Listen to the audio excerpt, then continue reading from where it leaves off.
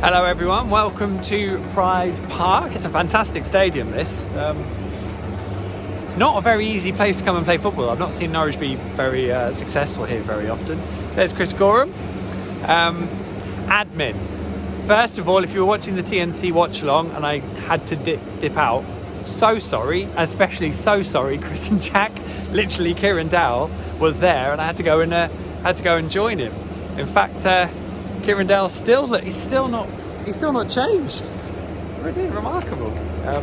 Poor old Kieran. He knows some of the Derby staff, obviously, because he was here on loan a while ago, last season, and they've been in touch with him. Apparently, they're Norwich fans, and they were like, "Can you get me Emmy or Todd's shirt?"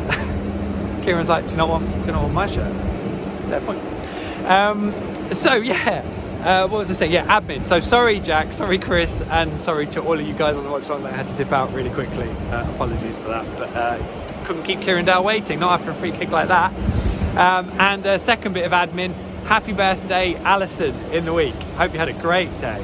There you go. Norwich have won here, 1-0. It's not very often that Norwich have taken more points than they probably deserved from a football match this season. More often than not, when they've dropped points, they've deserved more. So it's kind of the flip side, and I actually felt a little bit sorry for Derby that their performance deserved a point and they didn't get it. But then I kind of remembered that at Carrow Road they definitely didn't deserve to win that game, and also some of the other games really with Derby too. This is the first time Norwich have beaten Derby under Daniel Farke in 6 attempts, I think, and there's not many teams that have gone 6 games against Daniel Farke's Norwich without losing at some point. So there we go. The game was settled in the first half by, as I said, a Kieran Dowell free kick just down this end in front of me. It was a wonderful free kick because it was the pace and the power and precision of it. Drilled left-footed into the top corner, but it had swerve as well. It was it was a wonderful free kick to watch. Kind of used to watching Mario Vrancic sort of stroke these curling beauties into the top corner. And this was a hit.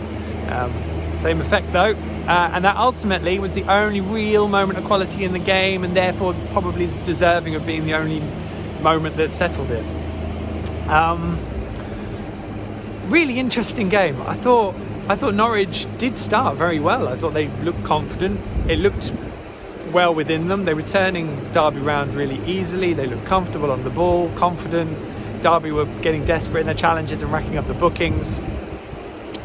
Everything seemed to be carrying on to a degree from Tuesday night. When they went up 1-0, I don't know if it got too easy. They just sort of lost their way, and Derby were creeping into the game. And it has to be said that Derby have got a side with genuine quality. Shouldn't really be where they are in the league, to be honest. And they started causing Norwich problems at the start, sort of in the end of the first half. Second half they carried on, and Norwich's level dropped off a cliff. To be brutally honest, they had a couple of moments going forward on the counter, but I thought Norwich lacked a composure with the ball. Positionally they were a bit awry. I think that Derby were turning the ball around quicker. They were getting into some really clever areas in terms of Patrick Roberts and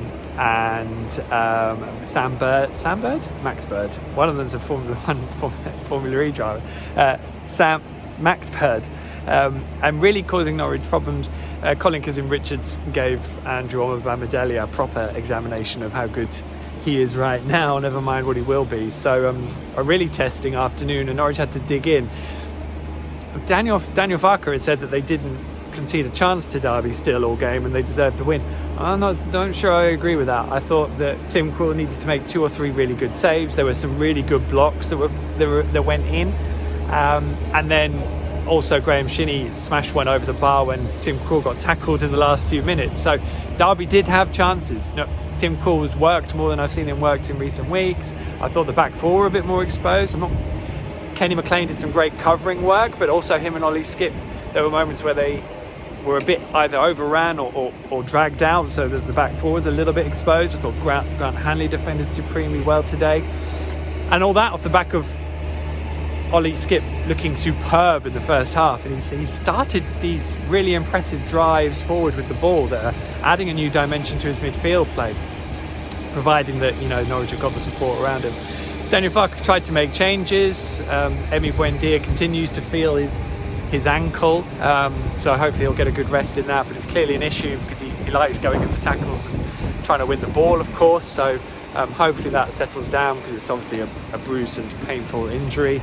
And Marco Stiepermann had some quite nice touches when he came on, but I think it was taking more than that to really get Norwich's composure back, and they never really rediscovered it.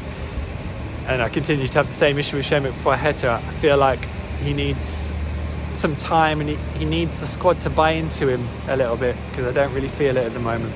So that'll be an interesting one, how it transpires over the coming weeks. But yeah, Norwich rode it out. They are on 90 points, which Daniel Farke has been saying quite rightly, I've been saying it too, is genuinely enough to book automatic promotion. It hasn't sealed it mathematically as yet, but they are basically 18 points ahead of Swansea with 18 to play, so Swansea drop a point in midweek. That is that. They also both play, I think, before Norwich host Bournemouth on Saturday, because it's an 8 p.m. kickoff. And also Brentford play, therefore they won today, so they are 17 points behind Norwich with 18 to play. Norwich are back to 8 points ahead of Watford. They're in a supreme position. It will happen. Even Daniel Farke has basically just said it will happen. It's just a question of when. And we will await for that to happen. But in the meantime, Norwich have picked up a record, I think, away win this season. I think 14 away wins, which is more than they've managed in a campaign before. It's a phenomenal effort. They're still on course for a possible 105 points if they can win all their remaining games, but they've got some really tough ones coming up. Watford and Bournemouth. Kind of want to see Norwich owe them one, which is why I hope there isn't a sudden tail off in their hunger because of where they are. That's what I'll be looking for over the coming games. There's a lot still to be learned. Players like Andrew Deli have still got a lot to prove. And Kieran Dowell is eager to make up for lost time, so there should still be lots on the line come next Saturday. We'll see where we are when the game kicks off, but I hope you're all enjoying it. Even that, you got to still enjoy that, because Norwich have held on and produced an excellent win, probably more than they deserve, but we all remember the floodlights going out at Carrow Road, don't we? So that's for that. Anyway, I'm gonna go. I'm freezing cold. I forgot my coat, so I've been in my hoodie all day. I left the coat at home, and I have to say it still feels like January, hence the hat. No promotion today, no Premier League yet, but it will happen, and when it happens I will see you there.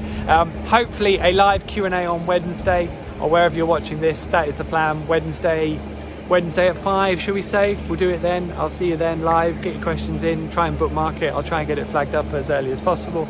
Pieces on The Athletic, of course, on the Ball podcast on Monday. But in the meantime, take care of yourselves and each other, and leave your comments and questions. I'll give them a read, and I will see you anon. In the meantime, Norwich City have won here, 1-0. Happy days. Nearly there.